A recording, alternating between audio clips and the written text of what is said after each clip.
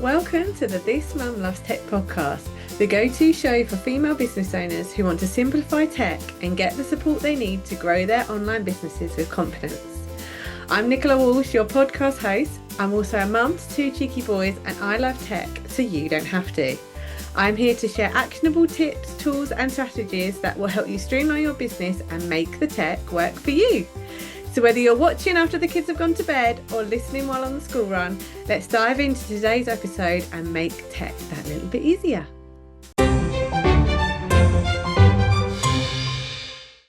Hello and welcome to another edition of This Mum Loves Tech. For the rest of April, I'm going to be running a 4-part email marketing series where I'm going to be sharing a bit about my own journey with email marketing, breaking down some of the essentials you need to know about email marketing for 2025, and then I'm bringing in some fantastic guests to share their email marketing stories too.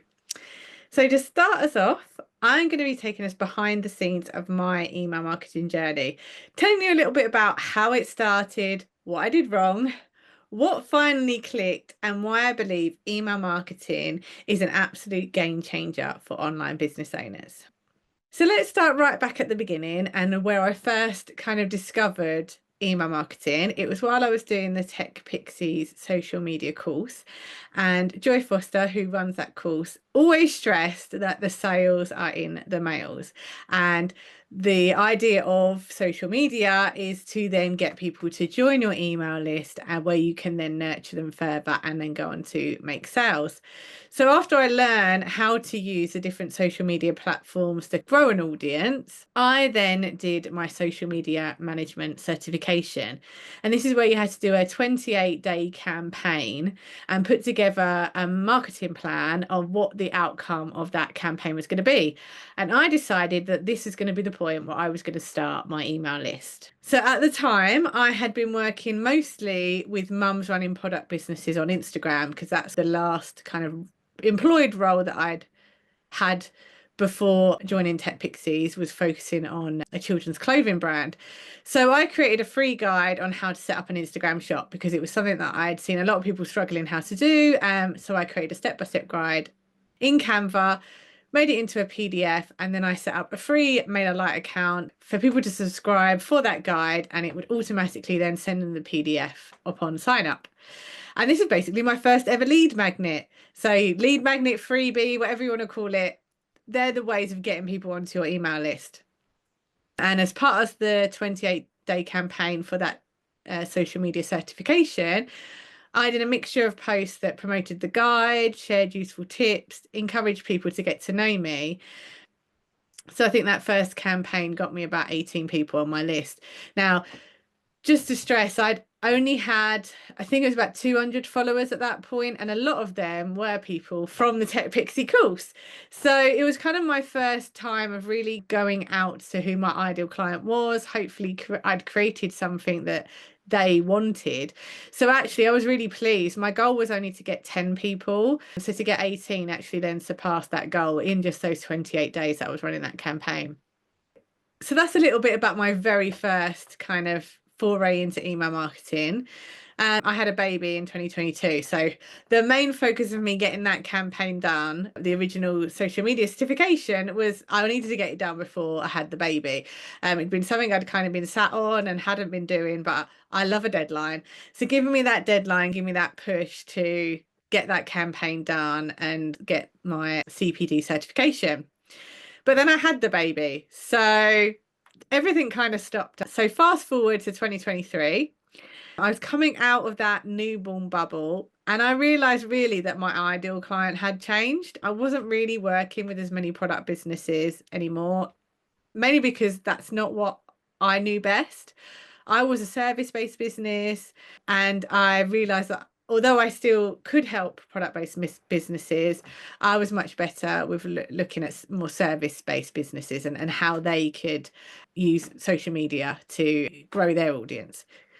So then I created another lead magnet. So my second one was a digital marketing checklist. Again, I used Canva to design it. I used the same template as I had done for the Instagram guide, and I used MailerLite to deliver it. And because I had everything set up with the once, it was really easy to just duplicate the behind the scenes stuff like the forms and the automations and just tweak a few of the details, so that it meant that I could get it up and running in between nappy changes, because I'm very much for you only have to do something completely new once. Once you've got something up and running, you can usually copy it or tweak it or make some small alterations to make it run for you again. So that's what I did. I put out this new lead magnet, and again, it got a few people onto my list, but I wasn't posting regularly. I definitely wasn't emailing regularly because, to be honest, I didn't have the time with the new baby. So by the time 2024 came around, my little one had started nursery and I was fully in the business. I'd launched it properly in the September of 2023, but then I had my operation. So again, that kind of stalled the progress of anything. So once I'd recovered from that operation and I set up my This Mum Loves Tech Facebook group, I knew email marketing was going to be something that I really wanted to focus on and I really wanted to do properly, because I knew it was a way that I could connect with my audience outside of social media. At this point, I had about 50 people on my email list. So people that had joined from those old lead magnets. Some of them were clients that had opted in to hear from me. But the main thing is they hadn't heard from me in ages. And so I didn't really know what to email them or how to keep in contact them. And that's really where the idea of the monthly masterclasses came from, because it was a way of getting people onto my email list because they had to opt in to join the masterclass. But also then I had something to email them about. There would obviously be emails to remind them that the masterclass is coming up. I could give tips and things around the masterclass topic. It really gave me a focus to put into my emails and to repurpose the content that I was already sharing on social media. So things like stories about my journey into This Mum Loves Tech, the tips that I was sharing, the tool recommendations. So because I was already sharing them inside my Facebook group and on my social media platforms, but I knew that emails get seen by more people than your social media posts, unless obviously, of course, you get a social media post that goes viral.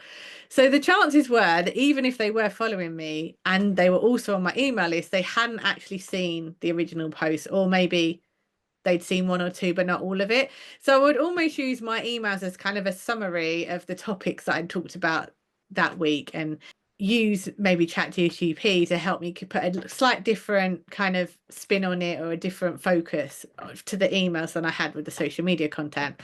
And I also joined Liz Wilcox's email marketing membership. And what she does is she sends out weekly email templates so that you can get in the habit of sending weekly emails. Now, I don't always follow these exactly. Like, she literally gives you a framework of how you can structure your complete email, which is amazing. But often I read the templates and that sparks ideas for me of what I can put into my emails. But basically, the key to all of this is it was a way of me keeping consistent without having to create new content just for my emails. It was kind of repurposing what I was already using. And guess what? The more I emailed people, the more they expected to hear from me, and the more sales that I made. Like, I already knew from sending out those few lead magnets, those few freebies at the very beginning of my email marketing journey, that it led to clients. And I hadn't really appreciated the fact that if I just emailed more, that I would then therefore lead to more clients. And often people get worried that you're going to annoy people. But the fact is, we're the only ones that see all of our content. So we're annoying ourselves because we're talking about it over and over again. But social media, only about 5% of your audience will see or engage with your content. And even with email marketing, an average open rate is about 50%. Some of my emails do have a higher rate than that. Like, some of them are like 80-90%, which is brilliant, but that's still not 100. That still means that not everyone is seeing your message. So you need to be able to repeat yourself, because it just might be that week someone was really busy, or maybe they're on holiday and they missed when you spoke about it the week before, but they're catching it now. Like, I've had people reply to me on emails that I sent like a couple of weeks ago that I'd kind of forgotten about. But they're only just discovering it in their inbox for whatever reason, and they're now responding to it and asking me questions about it and all that kind of thing. So even if it annoys us, and it ultimately will, we just got to keep repeating that message and getting it out there. So where I really saw the power of emails was when I came to launch the membership in September of 2024. So my subscribers were already used to hearing from me because I'd been emailing for a couple of months with the masterclasses. They'd maybe attended some of my live masterclasses, so they knew a bit more about my style of teaching and how I could help them.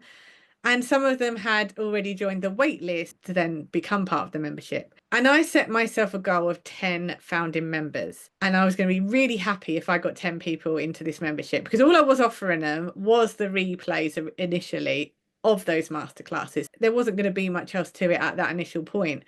But what really surprised me and really showed me the power of email marketing was that I got 25 founding members through my emails. Like, I was talking about it a little bit on social media, but I was mainly talking about it through my emails. And yes, by the end of that first month, where I was running that founding member offer, I got 25 ladies into the initial membership. And then email marketing kind of surprised me even more. So in October, I launched my first course, which is Launch Your Lead Magnet using MailerLite. It's the course that I've run twice, and it's coming again in May, so do watch this space.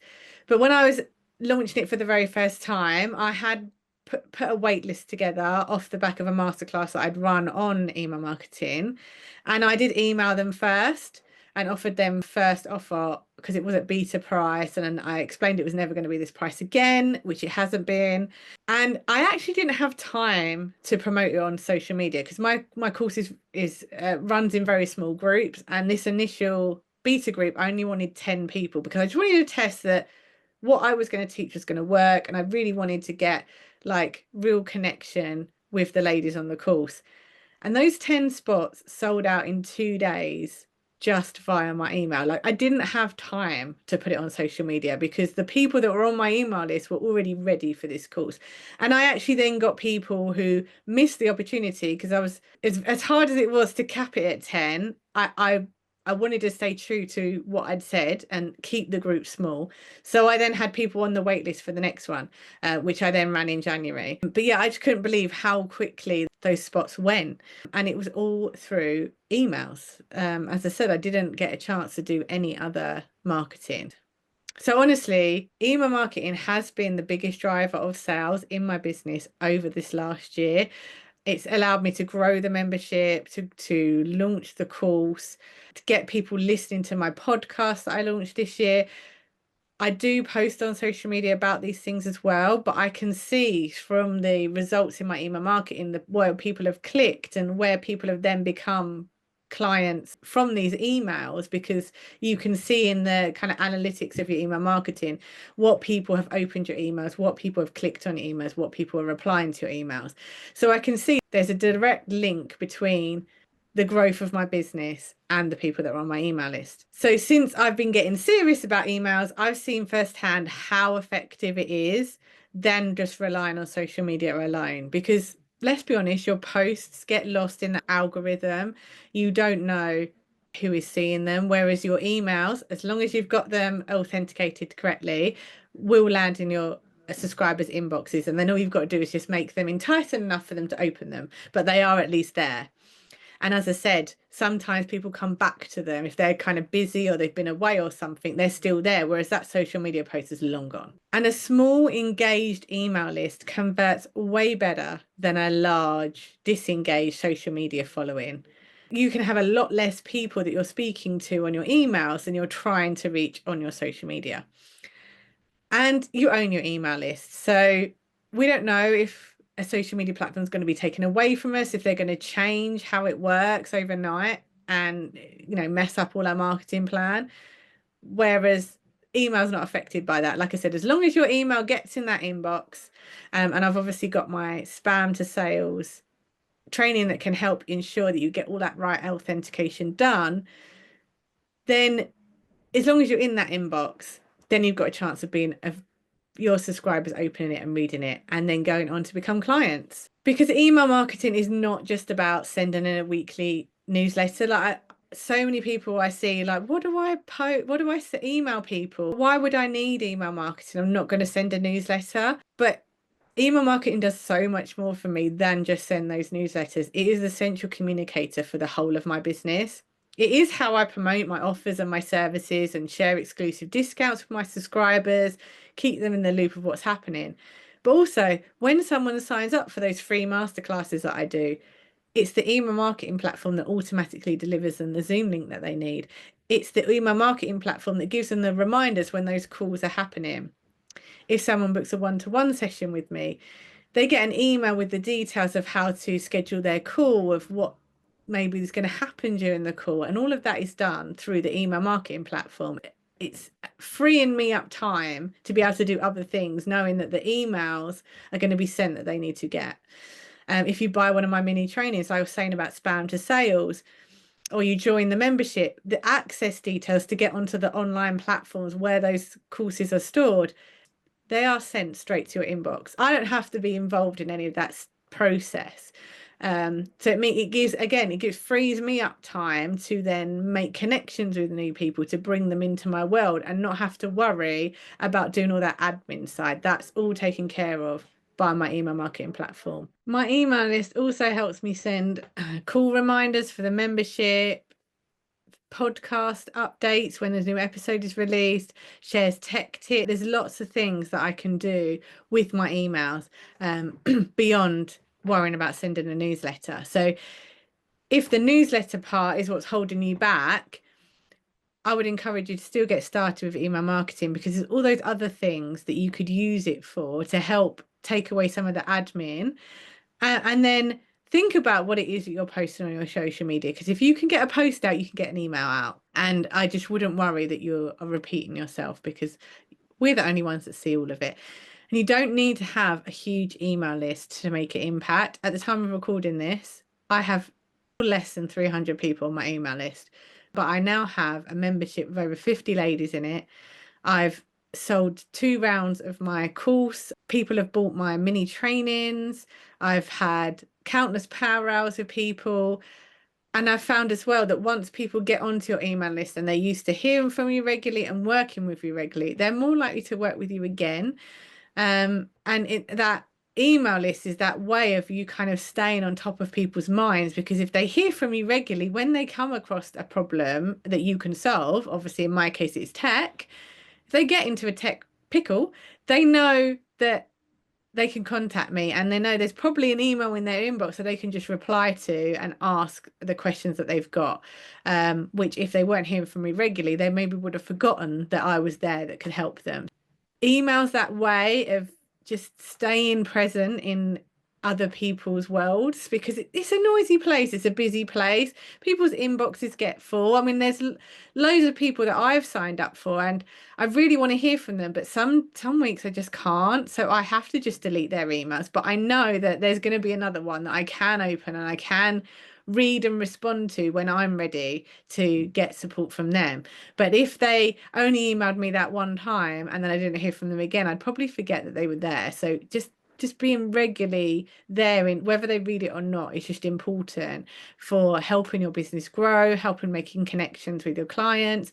And it really has been the thing that's made my business. If you're listening to this and thinking, I agree with you, I know everything you're saying, but I just don't know technically how to actually start an email list, then don't worry.